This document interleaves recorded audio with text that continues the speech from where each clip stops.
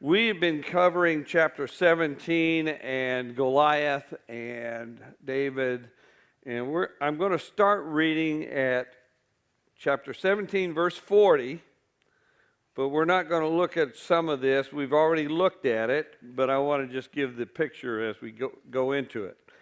And we're going to be covering probably to chapter 18, verse 5 tonight. Beginning at verse 40 in chapter 17. Then he took his staff in his hand and chose 5 smooth stones from the brook and put them in his shepherd's bag or wallet. His sling was in his hand, and he drew near to the Philistine. And the Philistine came on and drew near to David with his shield bearer in front of him. And when the Philistine looked and saw David, he disdained him, for he was but a youth, ruddy and comely in appearance. And the Philistine said to David, am I a dog that you come to me with sticks? And the Philistine cursed David by his gods. The Philistine said to David, come to me, and I will give your flesh to the birds of the air and to the beasts of the field. Then David said to the Philistine, you come to me with a sword and with a spear and with a javelin, but I come to you in the name of the Lord of hosts, the God of the armies of Israel, whom you have defied. This day the Lord will deliver you into my hand, and I will strike you down and cut off your head, and I will give the dead bodies of the host of the Philistines this day to the birds of the air and to the wild beasts of the field, of the earth, that all the earth may know that there is a God in Israel, and that all this assembly may know that the Lord saves, not with sword and spear, for the battle is the Lord's, and he will give you into our hand. When the Philistine arose and came and drew near to meet David, David ran quickly toward the battle line to meet the Philistine. And David put his hand in his bag and took out a stone and slung it and struck the Philistine on his forehead. The stone sank into his forehead, and he fell on his face to the ground. So David prevailed over the Philistine with a sling and with a stone, and struck the Philistine and killed him. There was no sword in the hand of David. Now I'm going to pause right there. And we kind of ended up last time. One of the things that we have a tendency to do is we underestimate people, both good and bad. A lot of times we'll underestimate the enemy. Goliath didn't think enough of David to put his helmet on. And because of that, he was cast down, because David hit him right between the running lights, and there he goes. People have been underestimating people for years. And actually, I kind of like it, because when I was younger than I was now, people were underestimating me. And when you're underestimated, you can surprise people. And I think that's an interesting thing that we need to always keep in front of us. Sometimes we as Christians are underestimated. And because of that, the battles of our lives sometimes can be won by surprise. It's an advantage that a lot of Christians have, but they don't know it. Anyway, we're doing that. I'm going to read verses 50 to 53 as we start this tonight. So David prevailed over the Philistine with a sling and with a stone, and struck the Philistine and killed him, and there was no sword in the hand of David. Then David ran and stood over the Philistine, and took his sword and drew it out of its sheath, and killed him and cut off his head with it. When the Philistines saw that their champion was dead, they fled. And the men of Israel and Judah rose with a shout and pursued the Philistines as far as Gath and the gates of Ekron with a shout, and pursued and so that the wounded Philistines fell on the way from Sha'araim as far as Gath and Ekron. And the Israelites came back from chasing the Philistines, and they plundered their camp. And David took the head of the Philistine and brought it to Jerusalem, but he put his armor in his tent. There are several little things that you can pick up from this little scripture. First is this: David has been anointed to be king of Israel. Nobody really knows that except his brothers and his father. He is serving the king of Israel. So you have a king who is serving a king. And there comes a time in a person's life when God decides to raise them up. And it's not based upon engineering it from a human standpoint. It's just that situations, circumstances come into play. This happens in our lives as well in various situations, and you get raised up, or you see somebody else get raised up, and it has to do with what happens. Anyway, in this, he begins to be raised up as a leader in Israel. And the first thing, people will follow someone who God touches. And people will rise to battle and victory if the giant is slain. Now, what has happened here is people have picked up on David because he's out there all by himself in this battle of the life for the country. And he completes it. So the circumstance raises him up. It's kind of like, since we're into football these days in the NFL, it's when God raises somebody up in the context of a game, and suddenly you notice, well, I didn't know he was that good. And so that's what's happening here with David at this time. The other thing that has happened is the voice of the Philistines has been silenced. And what Goliath has been doing is been taunting the people. And sometimes those are the things in our lives that will taunt us, like our fears and our doubts and the situations, the circumstances, and the environment in which we live. Sometimes it's people who are around us who will taunt us and carry on. But the voice in this particular situation has been silenced when the giant is slain. So what you see happening here is for Israel, for the nation, the problem is reduced. And if you bring that into play, Jesus said, and I don't know, I didn't look up the scripture, so this was homework. I think it's in John. He says, you strike the shepherd, and the sheep will be scattered. And he was speaking of himself in terms of his crucifixion, but it is true in a lot of when the voice is silenced, whoever follows the voice gets scattered. And this can be in a good situation or it can be in a bad situation. In this particular situation, the voice of the taunting was silenced, and because of that, the Philistines were put to rout. And the fact of the matter is, Goliath could not have defeated all of Israel by himself anyway, but it's the voice. It's the voice. And I've noticed over the years, when leadership is cut down or destroyed in some form or fashion, then the people who follow that voice or that leadership will get scattered as well. And it is a principle. And we went through this, and we kind of stopped there last week. And so I want to pick up at verse 54. And David took the head of the Philistine and brought it to Jerusalem, but he put his armor in his tent.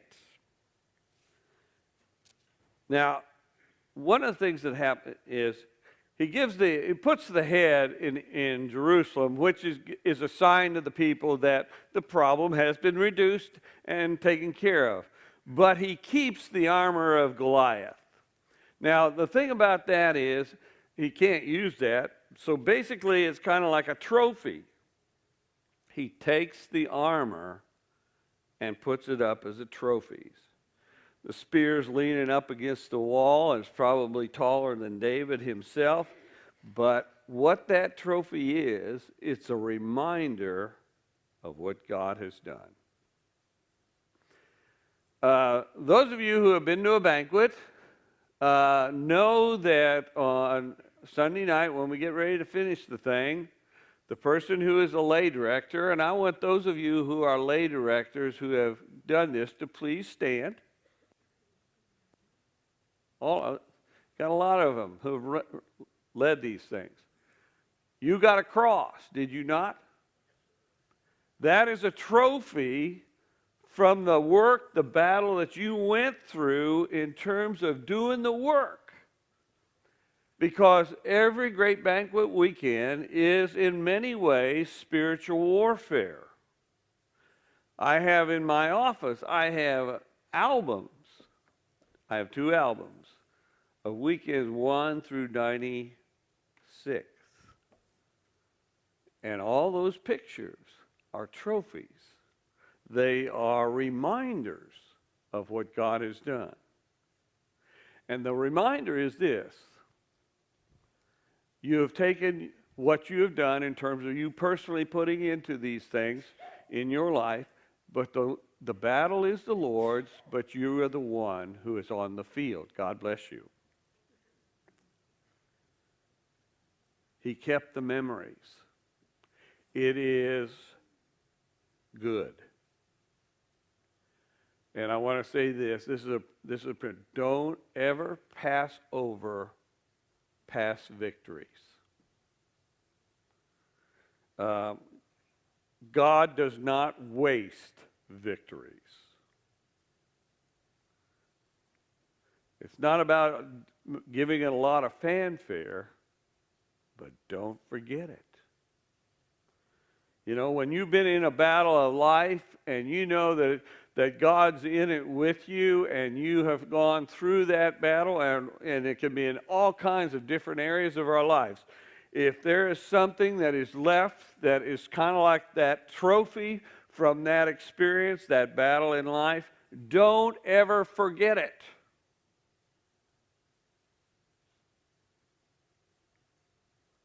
It's not about the fanfare that goes with it. It's about the memories of how God works. I want to talk to you about facing giants, because that's where we've been looking at this in terms of Goliath. If you've ever had something in your life, an intimidating experience, a battle of your life, there may be somebody here right now and you're in one. I don't know. Intimidating experience. Over my life, I've got a lot of life experience now. I've been in some royal battles in terms of personally, and it can be in all kinds of different, it could be financial, it could be in terms of spiritual, it could be health, it could be relationships, battles of our lives. Places where we have faced intimidating experiences. People who have gone through divorces. People who have had spouses who have died. Now, and how you've lived through that and gone through that and come out on the other side. And there may be memories and trophies that go with that. But the thing that I know about these battles of life, stories are cool. But they're not cool when you're going through it. Can I hear an amen to that? But let me tell you, stories are cool, and I'm going to tell you a couple of them a little bit in a few minutes. But when you're going through it, it's not cool. And the reason, when you have faced an intimidating experience, and it's yours, the second thing about facing giants is doing battle is a lonely experience. Doing battle is a lonely experience. Because there are some battles in our lives that nobody else can fight for you.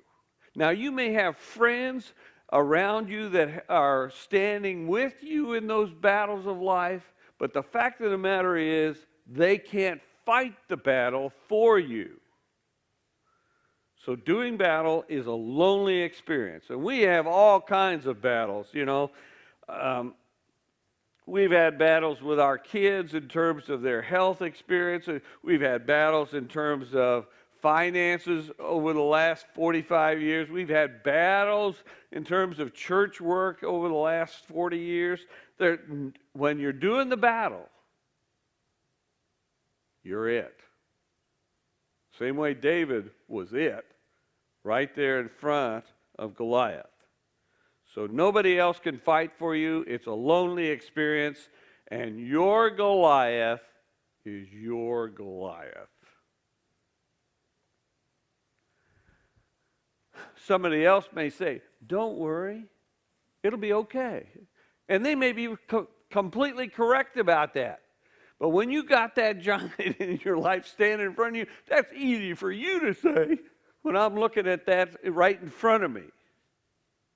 Your Goliath may look small to them, but to you, it is a Goliath. And this is one of the things about understanding others' battles. And as God's people, when people are in battles, we need to be understanding of that and realize that that's their war. And, you know, I've visited people in the hospital. I've known a lot of people who have had surgeries in their life and things like that. And somebody's going in for minor surgery. Well, all I can tell you is this. It may be minor to me, but it probably isn't to the person that's having it. Because hey, I don't want to go under the knife. It's kind of like Woody Allen. Woody Allen, he said, I don't mind dying. I just don't want to be there when it happens. And sometimes when you have surgeries or stuff like that, or you go in to see a doctor about something, I don't mind being sick. I just don't want to be there. People have battles in their life, and it may seem like minor things to you. A lot of these doctors are, well, we didn't take care of this. Well, you might feel different if I was cutting on you.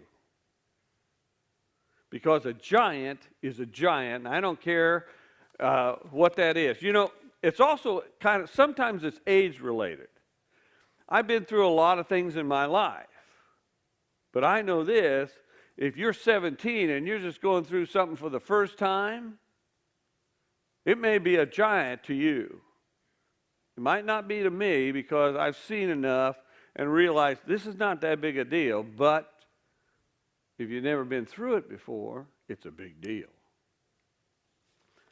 Another thing about facing giants, and it's not only an intimidating experience, and you not only have to do it alone, it's very lonely at times. Not just alone, lonely. Nobody else can fight it. I think this is true. I can't prove this, but I believe God created the earth to train the faithful. And I think some things that are come our way, the giants of our lives, it's designed to be that way. And this is the truth. People grow up on the battlefields of life. And that includes you and me. People grow up on the battlefields of life. And we may be standing beside somebody that's going through that battle, but they're the ones that are actually doing it. And people grow up this way. When you go through the struggles of life, it puts ballast in your tank, you might say. We grow up when they start shooting at us. That's how we grow. We just finished starting the great banquet down in Tequesta, and my daughter and her husband are the primary movers in this thing.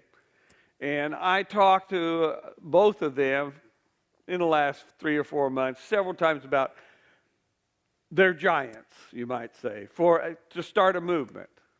And they are giants to them. They weren't giants to me, because I've been through these battles before, and I know that sometimes it may look, but it was big for them. And it still is, some of those things are big for them. So in that situation, since it was my daughter, I'm kind of like Moses up on the hill where if you read the 15th or 16th chapter of Exodus, when Joshua was down in the valley fighting the Amalekites, and Moses went up on the hill, and he stood up, and he lifted his hands, and he prayed for them. And it says that as long as Moses had his arms up and was praying, the battle went with the Israelites. But he got tired. And so he sat down, and when he sat down, the tide of that battle began to shift away from Joshua towards the Amalekites. And then Aaron and Hur, a couple other old guys, got up there with him and helped him hold his arms up, and then the battle went good. One of the things about the battles that people face, not always do you have this, but a lot of times you may have friends and or mentors, people who are maybe older spiritually than you, who can be around to, well, I know he's there, so I know it's going to be okay. And that's the way it was. Now, we grow up on the battlefields of life, and we grow up especially when they start shooting back at us. But that's how we grow. So it's part of life. Third thing about this, and David's trusting God. Trusting God in the battles of life is a stabilizing experience. David did not have the jitters, you might say. I expect he was a little bit wired by the time he got out there in the field. What do you think? I mean, if it's real, it's going to be affecting you. But he is stabilized by his trust in God. He doesn't have the jitter. He had two things going for him. He trusted in God, and he trusted in his skills, which he had already experienced. And that's one of the things about battles as we go through life. If we have the Lord in our foundation, if you have God in your foundation and you can trust him, that's a stabilizing foundation. The other thing, though, is rely upon the skills that God has given to you and the things that you have. So he has ballast and he has skills. But the trusting God is the stabilizing part of this. And how do you get that ballast? Well, this might be part of it right here. When you spend time with God before the giants. You see, one of the things that David had is he had spent time with God before Goliath. And what he did out there shepherding all those sheep and being by himself was the private victories were taking place before he ever got into the public eye. And he knew his skills. He's already worked out some things in life because he's already gone through some battles with beasts out there as well. But there's something that has been worked inside of him. And that begins to stabilize you so that when you do face the real battles, because when you're in the heat of the fight, you better have an idea where your experience has been, but you better also have a good stabilizing interest in terms of trusting God. And I'm going to tell you something else about these things. You can't cram for these finals. Boy, I tell you what, I run into people all the time, and they've got battles in their lives, and they're thick in it. But you know what? They don't have God as the foundation a lot of times. And if they don't have God as the foundation, they can be blown by the wind. And I know this, that if you don't take the time beforehand to get that into you, you're going to just rely on whatever has happened to you, but you're not going to have the ballast you need in terms of that. You know, that's why one of the things is I do Bible study for people. I try to build what I call intrinsic faith into people. Don't tell me what your church believes. Tell me what you believe. Because I know that when it comes to the battles of your life, you better know what you believe. And so I'm always trying to build that into it. That's the same way with the great banquet. I use that tool to build ballast into people. If you try to go it on your own in this world and the battles come against you, if you're relying only on your own flesh, you're going to lose. Because we just don't have enough strength and power and wisdom in ourselves to get through a lot of these things that we have. And we become victims of the world and the battles that come against us. And I run into people all the time who are victims rather than victors. If you're relying on the flesh only, you get the flesh, you reap it. If you have the Spirit in you, deep into you, your relationship with God is solid, it'll see you through some of these battles that are going in terms of these things. And then you get to the other side. Another thing about this is when you win. Winning victories in life is memorable. You know, there are war stories of our lives when we look back and say, you know, God was with me in that battle. To tell you a true story, I was at a church for 23 years down in western Kentucky. And when I came there, you could fire a cannon through that sanctuary. You'd kill a few, but you weren't going to kill many.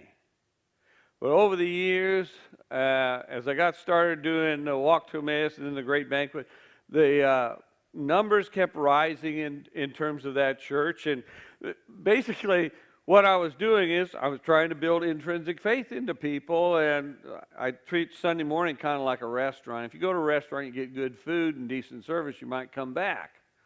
And so when you go out of here on Sunday mornings, my goal is to say, well, I got something from that. Now, I don't always hit a home run, but I have a goal. And I also don't want to be the reason people don't come to church. Because you can don't come to church for a lot of reasons, but I don't want to be that reason. Anyway, down there, we started growing as a church in terms of quantity as well as quality, and both of them kind of run together, and so they kept growing and growing and filled the sanctuary up. We had to go to 2 services. Finally, we had to go to 3 services. Well, it took them 8 to 10 years to work up the energy to know that we got to do something. And so over that period of time, we kept growing, and they worked up the energy, said, we got to build a new sanctuary, and so they got ready to do that. The sanctuary they had held about 200, and they were going to go to a sanctuary that held 750. Anyway, they had to get up. It's a lot of threshold energy to do stuff like this. This is a war story of my life. So we're getting ready to vote as a church whether or not to take on a huge $2 million debt and enter into a building program and build a new sanctuary. And the day that we're going to take the vote, the congregation is going to take the vote, the treasurer of the church came into my office just before church service. And she said, I don't have enough money to pay you. I'm going, oh, well, the timing on this thing is fantastic. Man, and I told her, I said, for God's sakes, do not tell anybody this, because we're about to take a vote to take out a loan for $2 million. That's back when $2 million was money. And I'm going to have to get up there. I'm going to give the sermon and all the stuff. And I'm going to do the rah-rah thing, because that's what I do. And I'm the tip of the spear. I do my rah-rah. And I'm just shaking in my boots. I said, maybe I ought to be getting ready to pack my bags, because this puppy could go south real quick here. Well, I did. I said, it's one of those things. I know my skills. And I know at times, if it's called for, I can deliver the message. And the second thing that I knew was, if God is with us, we are not going to fail. And I don't care what's going on in terms of the finances. By the way, churches are always in financial situations. Did you know that? So anyway, what I want you to see is the timing of this was impeccable. Satan knew exactly where to hit us. It's like he knew what would get us. And I told Sharon, I said, you do not say one word about this until after that vote. And so we did it. And that was my giant. And I'm the only one in the battle, really, because the only other person that knows this situation was the treasurer of the church. We took the vote. We voted to do it. They built the church, and I hung around for another 7 years and left, and they paid that church off. And I did get paid that week. What's your giant? What are you worried about? What's the fears of your life? Is it your marriage? Is it your job? Could it be your finances? Is it your health? Is it a problem with a parent or a problem with a child or a sister or a brother? Is it an addiction in your life? Something that is sucking the life and energy out of you and draining your faith. Because these things happen. I mean, we know about it. I mean, I talk to you people. I take tours in people's lives. I know about this stuff. And I've talked to a lot of you about the battles that you faced over the years, and also the battles that some of you face right now. And it sucks your energy and the life right out of you, and it drains your faith. But you got to rest on two things. Rest on personal experience and where you've been with God. And the second is trust Him. God says to David, this armor is too big, this armor is too big. Go get 5 stones. You don't have to wear somebody else's armor, David. And really in the midst of that, the other question that God always asks of us is, do you trust me or not? This is constantly asked of us by God. Do you trust me or not? It's where we get faith from, because faith is not knowledge. Faith is your hope. You know, for each of us, we don't know what is going to happen tomorrow or Friday. We don't know what's coming down the road at us. You know, we don't know also how long we might be in the battle. I mean, it could be over in a day, but it might go on for months. It might go on for even years. And this, whatever that battle is, it'll shout at you, and it will yell at you, and it will raise up doubts in you and fears in you, and it is the voice of intimidation. Keep it in mind. 1 Corinthians 10:11. I want to show you a couple of scriptures. The reason that I teach from the Old Testament, as opposed to doing it from the letters of Paul and then going back and make reference, is the reason I teach from the Old Testament is in 1 Corinthians 10:11 is the one of the scriptures that I've learned this in. Paul is writing to the church at Corinth, and he says this, and he's been talking to them about the stories in the Old Testament. That's what he's been telling them. And he says, now these things happened to them as a warning, but they were written down for our instruction, upon whom the end of the ages has come. In other words, all these things, these stories in the Old Testament, are written down for our instructions. That's why I teach from the Old Testament. It's also why it's sometimes the picture that I use in terms of personal things in my life. I take from the Old Testament because these stories can teach us. The second one is 2 Timothy. If I can find Timothy, he's in here someplace. I know he is. Where are you, Timothy? He's a little guy. There he is. 2 Timothy 3, verses 16 and 17. Paul's writing to Timothy. He's a young minister. He's a person who is new in the ministry that has to do with advancing and establishing the kingdom of heaven with the gospel of Jesus Christ. And he says this to Timothy. He says, let me tell you something, Timothy. All Scripture is inspired by God and profitable for teaching, for reproof, for correction, and for training in righteousness, that the man of God may be complete, equipped for every good work. And if you just read it, it says, okay, it's profitable. It'll teach you how to live life. It'll give you principles for living, for reproof. If you get off the road and there's disorder in your life and things are falling apart and you wonder why, it might be God saying, well, if you read the Scriptures, buddy, you're out of line. For reproof, for correction. Not only will God tell you you're out of line, but he'll say, now here's what you need to do to get back on the road. For correction. And for training in righteousness. And that has to do with how to live this life as God's man or God's woman. And I don't care what age you are, it doesn't matter. There's training that can be gained from studies. And all Scriptures.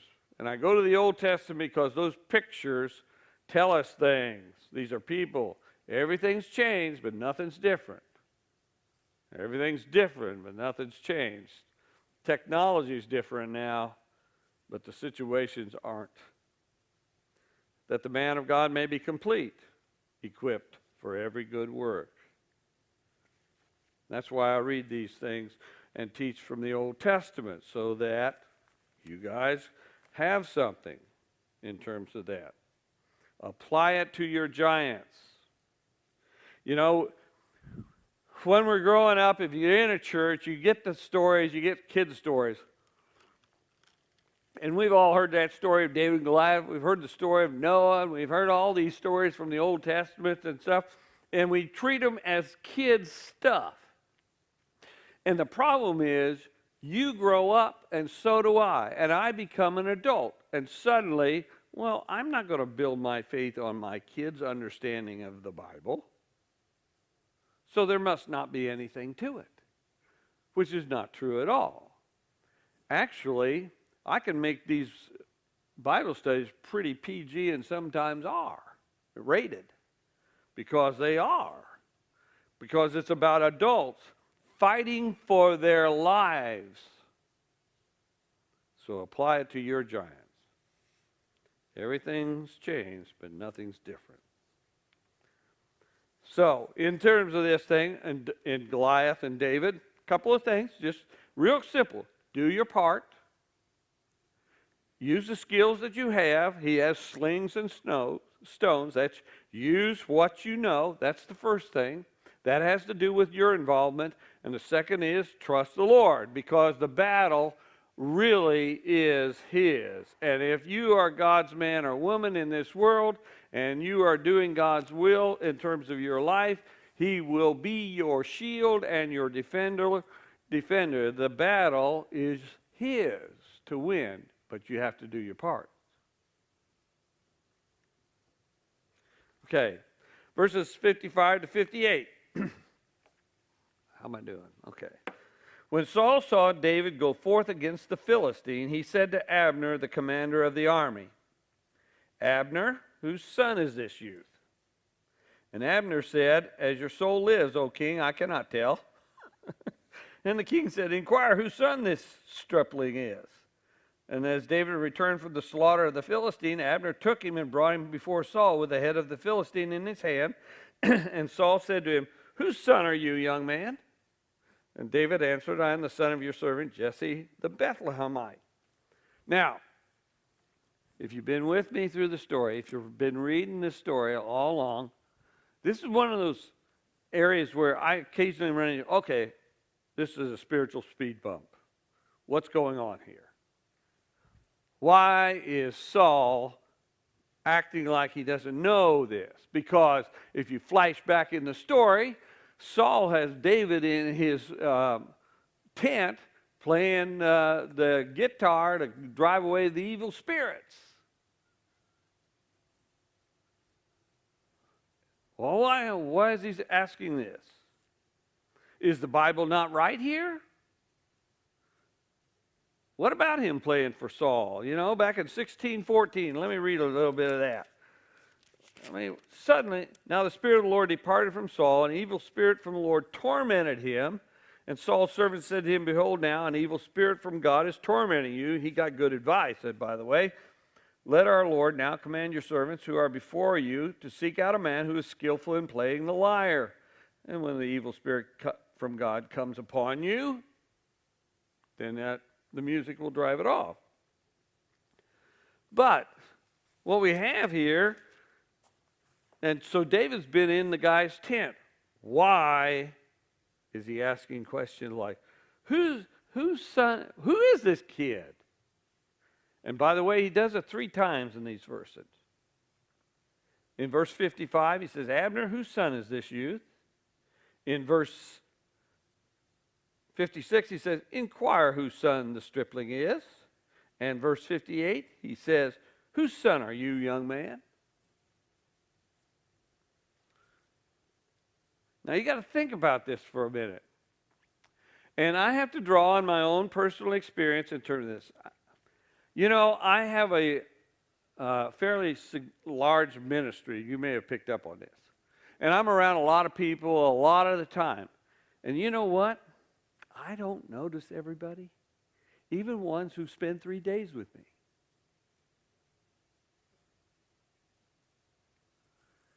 Plus, think about this. Maybe they brought David in, and he was behind a veil or something playing. And if you're halfway nuts anyway, because that's where Saul was, he was suffering from madness, I don't believe he's probably paying attention too much to who's in his tent. What do you think? So I'm thinking that maybe he did not care who David was, whoever it was that was playing the guitar. It's kind of like turning on the radio, you know. I can't remember what group did that, you know. This is appearances again, too. This is that thing. We don't pay attention to people, and people will surprise us because they don't look like they can be that much. The other thing is, David is in the background. And I don't know how many times over the years I have had people around me doing ministry and doing things in terms of the context of the church, the great banquets, and all the things that I've been doing, and suddenly I notice them. They step out of the background. It's usually something little, but I suddenly noticed them. And they are no longer part of the crowd, but they are in my wheelhouse, radar. Maybe you're the same thing. You know? What did David do here? Before that, he was playing guitar for him when he was having bad days. He would come around to camp and bring food for his brothers and stuff. And so he's not paying attention to him. You know, and so you look at it. Verse 18, chapter 18, verse 2, it says, and Saul took him that day and would not let him return to his father's house. In other words, he noticed this kid, and he says, I'm not letting this guy go. Why did he want him there? I'm not sure it's for playing the guitar. Might want a bodyguard. This kid can do something. In chapter 17, verse 25, we're told this, that, and the men of Israel said, have you seen this man who has come up? Surely he has come up to defy Israel. And then he tells him what the king's going to do for anybody that kills him. He's going to enrich him with great riches. He's going to give him his daughter, and he's not going to have to pay any taxes. Why didn't he know David? I think Saul, a couple things about Saul. Saul is suffering from a madness that comes upon him. And we don't know all the stress that this person, that he was under in terms of being king, but he was in a battle for the nation. And so we know that, but we also know that God has departed from him and an evil spirit comes upon him in terms of this stuff. So maybe he just didn't care.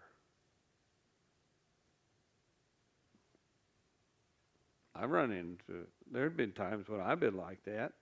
He's just a singer. He's not important. He hadn't stepped out of the background. He just blended in with everybody, and so nobody was paying any attention to David. Not even his brothers were paying attention to him. Nor was his father. Even though the Billy Graham of the nation had come by the house and anointed David and said, hey, you're going to be the king. Well, big deal. So what? The preacher comes by and says something like that and prays for you. But when he kills Goliath, when he does something outstanding, he steps out of the background. Now, if you think about that, who in history have you heard of that has stepped out of the background and suddenly become in your wheelhouse, your radar, depending on how old you are? One of the people that I read about and I really have always appreciated was D.H. Lawrence. You know who he was? D.H. Lawrence was a lowlife in the British Army, and he stepped out and he became Lawrence of Arabia because he changed the figure of the Arabs in the Middle East back in the, I think it's probably 1920s. Winston Churchill was pretty much, well, he was around, but he wasn't anything big deal until that day when he was appointed to take care of England in the midst of the battle for England against the Germans. And they needed that bulldog kind of personality up there that said, we're not going to quit this thing. And he stepped out of the background. When I was growing up, there were movies about a guy, and then he was in movies, and his name was Audie Murphy. Now, if you look him up on the internet, in Wikipedia, Audie Murphy was a war hero in World War II. But you know what? He was a little guy, kind of like David. So then, when he came back to the United States after the war, he got raised up because he stepped out of the background when he did a marvelous thing in terms of one of the battles in World War II and saved and captured, I think, 300 Germans by himself. Anyway, they made a movie about him, and then he was in movies. What about Adolf Hitler? He was a nobody. I mean, if you know anything about his history, he was a nobody. But suddenly he rises above. You look at sports. When I don't know, 30 years ago, 40 years, I don't even know how long, Mark Spitz in swimming. More recently, a guy by the name of Michael Phelps, who stepped out of the background and became something that we all know about. David was like that. One of the reasons I say never underestimate people, because you don't know what's in them or what God has for them. And there are so many people in our world, and we are very much in that group, that people don't necessarily notice. But if God raises you up for something, people will notice. Don't underestimate people. Don't underestimate them. How am I doing in time? Okay. Chapter 18.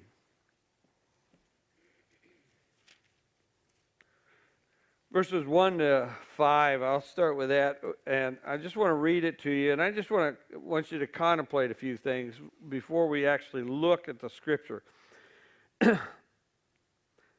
I'm going to start at verse 58 and 17. And Saul said to him, Whose son are you, young man? And David answered, I am the son of your servant Jesse the Bethlehemite.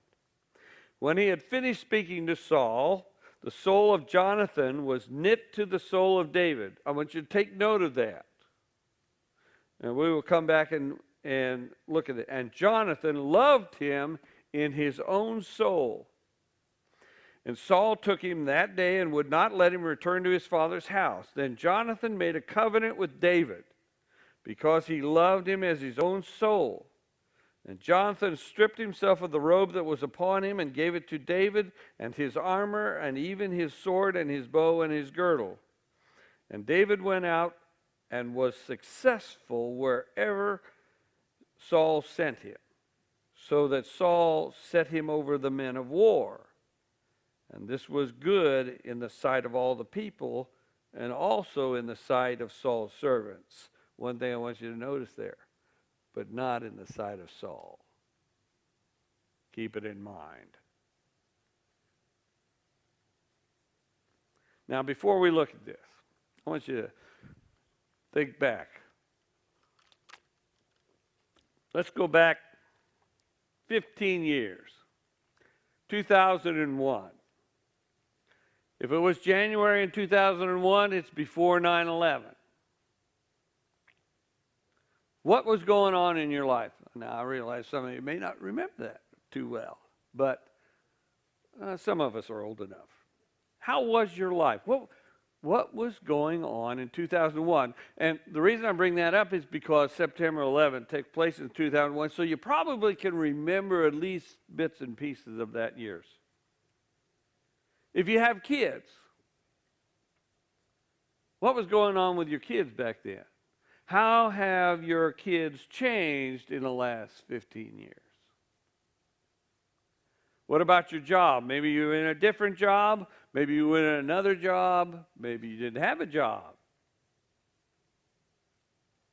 What was going on in terms of your livelihood, you might say? Where was your address? Where'd you live? Who were your friends back in 2001? Dare I ask, who was your enemy back in 2001?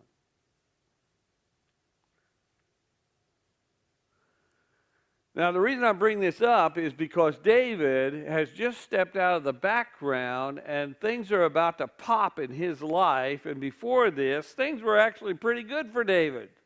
But things are not going to be good for David, even though he's going to be king at some point. But you think about 15 years, people, your friends, sometimes they drift away. Misunderstandings may have taken place. And then you live in the wake of those misunderstandings. 15 years ago, where were you? 15 years ago, my daughter Jocelyn and my son John, Jocelyn was 28 and John was 19. And I just spent, in the last 12 days, I spent 3 days with my son John, who is now 33. And Jocelyn, who is 43. But I remember where they were back then. What about your health back then? What has changed in terms of that? What church were you going to, or were you even involved in church? Was Jesus even part of your life? Was God even in your life at that point, at least as far as you being aware of him? In 2001.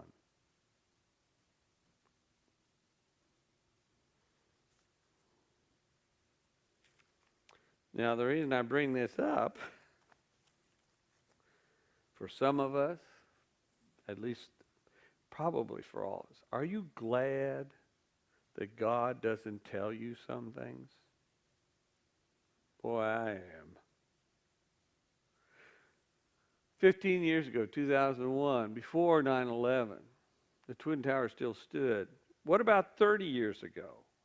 Some of you are old enough to remember 30 years ago. You know what was going on 30 years ago? The Bears were about to win the Super Bowl. I'm not kidding you. That's right. 30 years ago. Now, what if God, some of you are over 30, so I know you can remember these times a little bit. Some of you maybe, you know, what if God had told you what you would be doing or the things that would happen in your life? How would that affect you? I mean, is it kind of like Scrooge, you know, the ghost of Christmas past, the ghost of Christmas present and future? Aren't you glad you didn't have all those enormous things to worry about? And just think about it. If you're old enough, 30 years of whatever you've gone through, aren't you glad that you can't remember those things or didn't have access to those kinds of things?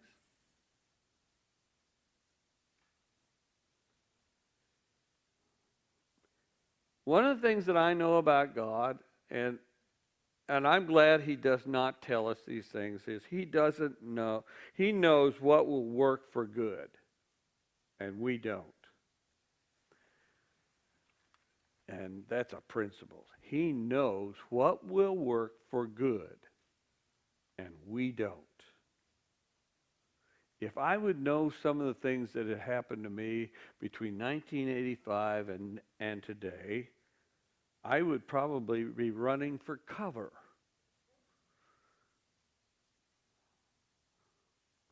And so, not knowing, we sort of ricochet from one moment to the next, and we always ask, well, what's it all about, Alfie? What's it all about? And why?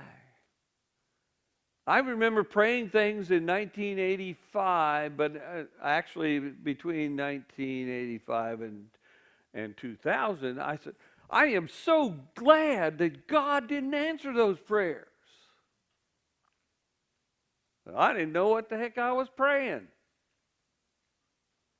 And I do now because you can look back and you can interpret things a little bit. But you know what?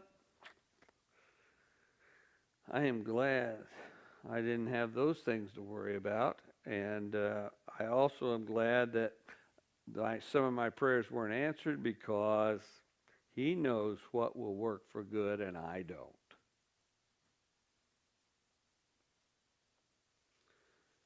And we're standing above Saul and David and the story of Israel right here. And we get to look down on this thing and we get to learn from this. And that's what the New Testament tells us. We can learn from this stuff. We can learn some of the things. What about David? What about Saul? You know, David was having a pretty good life up to this point. He's taking care of the sheep for his father, you know, and he would do things for Saul and stuff. And suddenly he kills the giant, and now everybody notices him, and you might say the game's afoot for him.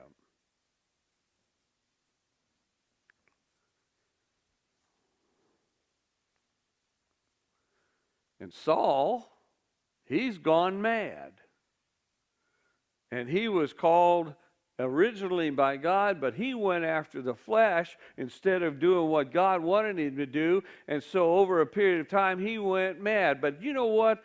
In some of our madness can just be the flesh talking to us in terms of things. And so we don't know how long that period took place before David entered into this, but it's probably been at least 20 years.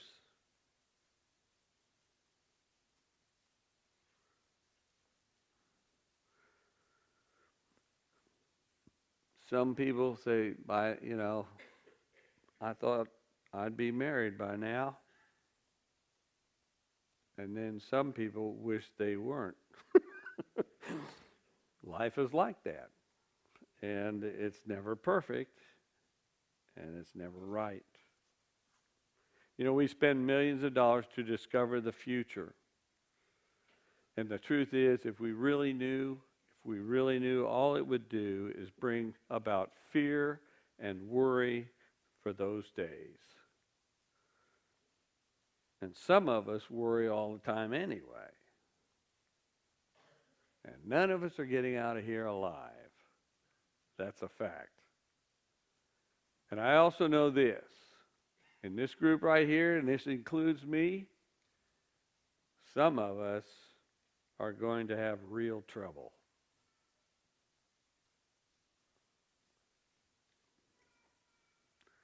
The two principles that David brought into the beginning of his life in the public, you might say, is he had skills that he had developed in private. But the second thing is he trusted the Lord. And we're going to watch him live through a lot of things based on those two principles. We're going to stop here and let's pray. We'll come back to chapter 18, verses 1 to 9 next week. Let's pray.